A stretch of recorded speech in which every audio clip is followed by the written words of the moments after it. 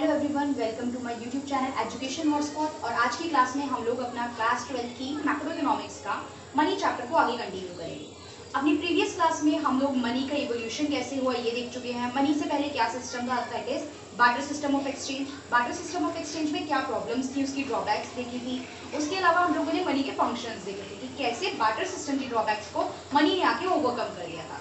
अब मैंने आपको बताया कि बार्टर सिस्टम बहुत डिटेल में आपके कोर्स में नहीं है, बट चैप्टर को समझने के लिए हमने वहाँ पे उसको समझा था। एंड द मेन थिंग जिस पे आपको फोकस करना है that is the function of money.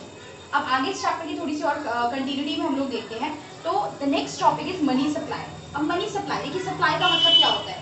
Supply का मतलब है आपके पास एक स्टॉक वेरिएबल है, आपके पास कलेक्टिवली कोई चीज है, उसमें से कुछ पर्टिकुलर चीज फ्लो होना। तो यहाँ पे मार्केट में मनी का फ्लो होना, ठीक है, मनी का फ्लो होना। और मनी के सारे टाइप्स का मनी, देखिए कैश इन हैंड, आपके हाथ में पैसा होता है, वो भी मनी है।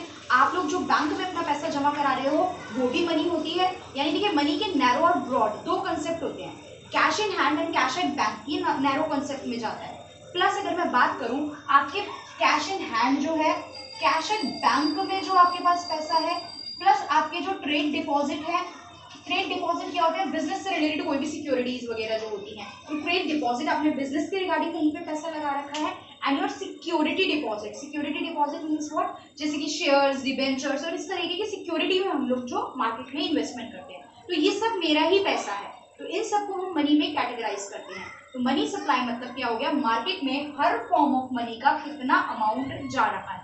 अब ये मनी सप्लाई करने का काम कौन करता है, ये मनी सप्लाई करने का काम करती है हमारे यहाँ गवर्नमेंट और आरबीआई, इन दोनों का काम होता है मनी सप्लाई करना। ठीक है, अगली जब नेक्स्ट चैप्टर हम लोग करेंगे तब हम बैंकिंग करेंगे, तब हम आरबीआई को और डिटेल में देखेंगे कि इसके रोल्स क्या होते हैं।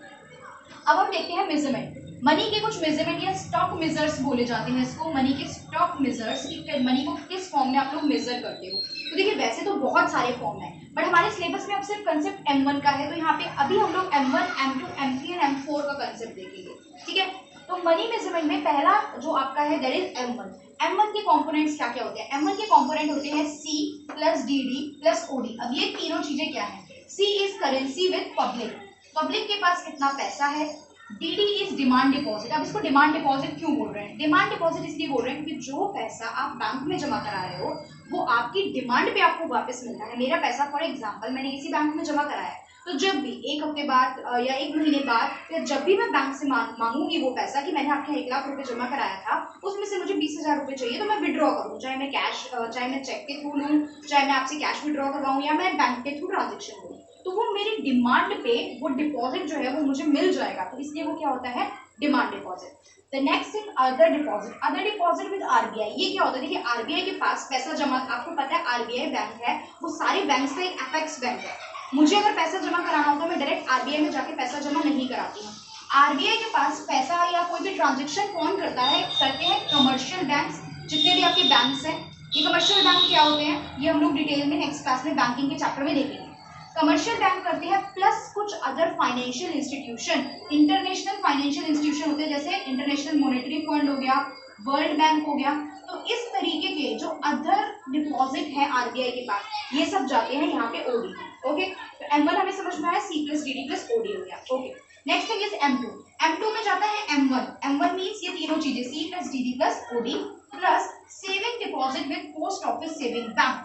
पोस्ट ऑफिस भी सेविंग का काम करता है, जिस तरीके से बैंक जो है ये हमारा अमाउंट सेव करते हैं ना, इस तरीके से पोस्ट ऑफिस में भी लोगों का सेविंग अकाउंट ओपन होता है और वो भी आपको नॉमिनल जो है इंटरेस्ट बैंक की तरह ही ऑफर करते हैं।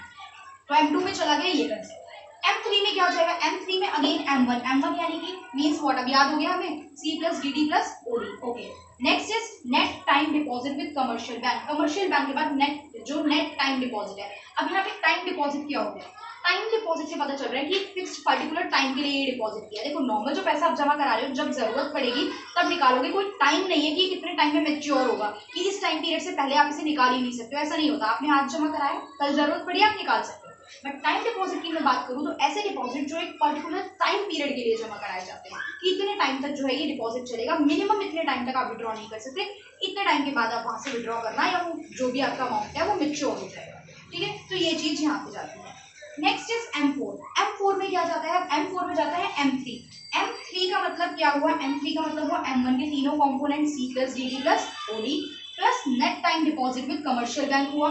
उसके अलावा जाता है total deposit with post office. Post office के पास जितनी भी टोटल डिपॉजिट्स हैं other than NSC, other than NSC में यहाँ एनएससी क्या है, NSC is national saving certificate. तो सेविंग सर्टिफिकेट की बात की जाए तो ये क्या होता है, देखिए वो ये सर्टिफिकेट जो है पोस्ट ऑफिस इशू करते हैं ताकि लोग आके इन्वेस्ट करें, लोग आके पैसा लगाएं, सर्टिफिकेट को खरीदे और इसके बदले में एक टाइम पीरियड के लिए दिया जाता है, इंटरेस्ट ऑफर किया जाता है और कुछ फिक्स टाइम पीरियड के लिए ये एक तरीके की सिक्योरिटी है, बॉन्ड टाइप होता है। अब ये क्या है, एक शॉर्ट टर्म इन्वेस्टमेंट है प्लस ये परमानेंट नहीं है, तो फिक्स नहीं होता कि निकलेगी निकलेगी, डिपेंड करता है पोस्ट ऑफिस जब इसे निकालना चाहे तो हम निकाल देते हैं। तो इसमें एनएससी को इंक्लूड हम लोग नहीं करते हैं, क्यों, क्योंकि एक तो ये परमानेंट नहीं है और ये एक शॉर्ट टर्म कंसेप्ट है। इतनी बात हमें समझ में आई। स्टॉक मेजर हमें समझ में आ गए। स्टॉक मेजर्स डिसाइड कौन करता है, किसने इंट्रोड्यूस करे थे, RBI, reserve bank of India. Money का जो सारा काम है ये सब कौन कर रहे हैं यहाँ पे हमारी कंट्री में, government with the help of RBI होता है ये काम। तो आरबीआई ने इंट्रोड्यूस करे थे, कब करे थे, 1977 में करे थे। इतनी बात हमें क्लियर हुई। उसके बाद हम बात करते हैं मनी के लीगल एस्पेक्ट की, ठीक है। मनी के बहुत सारे फॉर्म्स हैं, मनी के फॉर्म्स यहाँ पे आपके सारे तो सिलेबस से हट चुके हैं, मैंने आपको नैरो मनी, ब्रॉड मनी तो यहाँ पे बता दिया, ठीक है। उसके अलावा हम यहाँ पे लीगल एस्पेक्ट की फॉर्म में मनी देखते हैं। लीगल एस्पेक्ट की फॉर्म में एक टाइप होता है लीगल टेंडर मनी और एक होता है non legal tender money. Legal और नॉन लीगल से क्या समझ में आता है, लीगल जो अंडर द गवर्नमेंट प्रीव्यू आ रही है, सारी चीजें प्रॉपर लीगल एक्ट के थ्रू गवर्न हो रहा है, और नॉन लीगल जो होता है जो प्रॉपर लीगल एक्ट के थ्रू गवर्न नहीं हो रहा। तो एक एक करके इनके बारे में हम देख लेते हैं। लीगल टेंडर मनी को लीगल सेंटिटी होती है, मतलब लीगल सेंटिटी मतलब किसी कानून, किसी लॉ के अंडर आ रहा है और ये लॉ के अंडर नहीं आता। लीगल टेंडर मनी जो होती है लोग क्या करते हैं, उसे एक्सेप्ट करने से मना नहीं कर सकते, people are bound to accept it, but non legal tender money को एक्सेप्ट करने से लोग मना कर सकते हैं।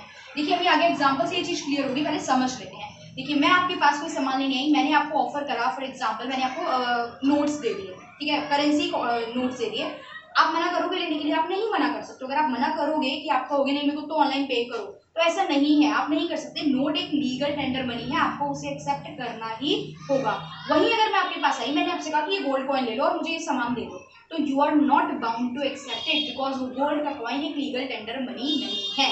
या इसके अलावा एक और एग्जाम्पल लो, मैं आपके पास शॉप पे आई हूँ, मैं कोई नए कस्टमर हूँ, आपने मुझे कभी पहले देखा नहीं है, मैं आपके यहाँ से शॉप से बहुत सारा सामान लेके चली गई, फॉर एग्जाम्पल मान लो 10-15 हज़ार का मैंने आपकी शॉप से सामान ले लिया। अब मैं आपसे कह रही हूँ कि अब मैं आपको चेक इशू करके दे दूँ, आप मुझे सामान दे दो, मैं सामान ले जाती हूँ, मुझसे चेक ले लो। क्वेश्चन विल अराइज कि चेक बाउंस हो गया तो मैं कहाँ ढूंढने जाऊंगा इस पर्सन को। अभी ये पर्सन आया, चेक दे रहा है, या तो ऑनलाइन ट्रांजेक्शन करके अभी के अभी सामने ट्रांसफर हो जाए, या मुझे कैश पकड़ा दे, ये दोनों बातें तो ठीक है। लेकिन अगर आपने उससे चेक एक्सेप्ट कर लिया तो और फ्यूचर में जाके चेक बाउंस हो गया, चेक तो हैंड टू हैंड रियलाइज होगा नहीं, तो आप मना कर सकते हो उस चेक को लेने से कि हम ये चेक नहीं ले रहे हैं, ठीक है। तो इस टाइप की जो करेंसी होती है, ये चेक और ड्राफ्ट, जो बैंक के ड्राफ्ट होते हैं, ये सब नॉन लीगल टेंडर मनी होती है, मतलब आप इसे एक्सेप्ट करने से मना भी कर सकते हो। लीगल टेंडर मनी को हम क्या कहते हैं, फिएट मनी भी कहते हैं, और नॉन लीगल टेंडर मनी को फिड्यूशरी मनी कहा जाता है। यहाँ पे एग्जांपल मैंने अभी आपको बताया, करेंसी, नोट्स एंड कॉइन अगर आप किसी को दोगे तो वो पर्सन मना नहीं कर सकता है। वहीं चेक्स और बैंक ड्राफ्ट दोगे तो पर्सन के पास ऑप्शन है, वो मना कर देगा, क्योंकि ये नॉन लीगल टेंडर मनी है। अब ये वाली जो मनी है, यहाँ पे कोई रीजन ही नहीं है रिजेक्ट करने का। क्यों कोई आप कैश दे रहे हो और मना कर देगा कि हमें नहीं चाहिए कैश, और मना भी करेगा तो आपके पास ऑप्शन है कि लीगल टेंडर मनी है, you can't deny to accept it. वहीं अगर मैं बात करूँ किसकी, नॉन लीगल टेंडर मनी की, तो ये जो है लेने वाले और देने वाले के ट्रस्ट पे डिपेंड करती है। चेक आप तभी एक्सेप्ट करोगे किसी से जब आपको उस पर्सन पे ट्रस्ट है कि हाँ भाई पर्सन गलत नहीं है, मेरा पैसा नहीं डूबेगा। तो this money depend upon the trust, और अगर आपको ट्रस्ट नहीं है तो आप चेक लेने से क्या कर सकते हो, मना कर सकते हो। ओके, अब बात करते हैं लीगल टेंडर मनी भी फर्दर दो पार्ट में डिवाइडेड है। First one is limited legal tender and next one is unlimited legal tender.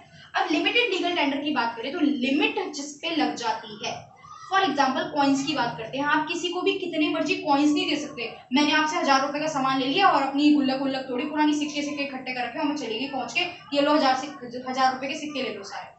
दुकानदार अच्छा है, कह देगा चलो भैया मुझे भी जरूरत पड़ती है, रख लेगा तो कोई बात नहीं है, कोई प्रॉब्लम ही नहीं है। But if the person want, अगर वो सेलर चाहे तो वो मना कर सकता है उसको एक्सेप्ट करने से, क्योंकि कॉइन्स जो है वो लिमिटेड लीगल टेंडर है, एक लिमिट तक एक्सेप्ट करने के लिए पर्सन बाउंड है, उसके बाद वो मना कर सकता है। ओके, तो उसके बाद अनलिमिटेड लीगल टेंडर की बात करें तो कितने भी, फॉर एग्जांपल मैं आपके पास 500 के नोट्स लेके आई हूँ, किसी चीज की पेमेंट करनी है, 500 रुपए के बहुत सारे नोट है, मैं आपको 500 के नोट दे रही हूँ। अनलिमिटेड लीगल टेंडर है, कितने भी 2 लाख 4 लाख 5 लाख 10 लाख की पेमेंट करनी है, 500 के नोट पे आप मुझे पेमेंट कर सकते हो, कोई मना नहीं करेगा, क्योंकि एक तो वो लीगल मनी है और कैसी है, अनलिमिटेड लीगल टेंडर है। ओके, तो ये पूरा हमारा मनी के लीगल एस्पेक्ट की बात थी। Limited legal tender, unlimited legal tender देखा, ये किसके अंडर आते हैं, लीगल टेंडर में। और हमने देखा लीगल टेंडर और नॉन लीगल टेंडर मनी क्या होती है। तो यहाँ पे हमारा मनी का पूरा चैप्टर आपका कंप्लीट हो चुका है। नेक्स्ट क्लास में हम लोग थोड़ा सा लिंकअप, हमने आरबीआई और बैंकिंग के भी कुछ टर्म्स यूज करे हैं, तो अगली क्लास में हम लोग जो चैप्टर करेंगे बैंकिंग चैप्टर स्टार्ट करेंगे। और अगर आपको इस चैप्टर के नोट्स चाहिए प्रॉपर, अभी भी आपको लग रहा है कुछ कमी रह गई, हमें लिखना नहीं आ रहा है, आंसर कैसे लिख सकते हैं, प्रेजेंटेशन नहीं समझ में आ रही है, तो आप लोग अपने मेल आईडी नीचे कमेंट बॉक्स में ड्रॉप कर दीजिए। आप लोगों की मेल आईडी पे नोट्स इसके जो है वो सेंड कर दिए जाएंगे। So thank you for watching the video.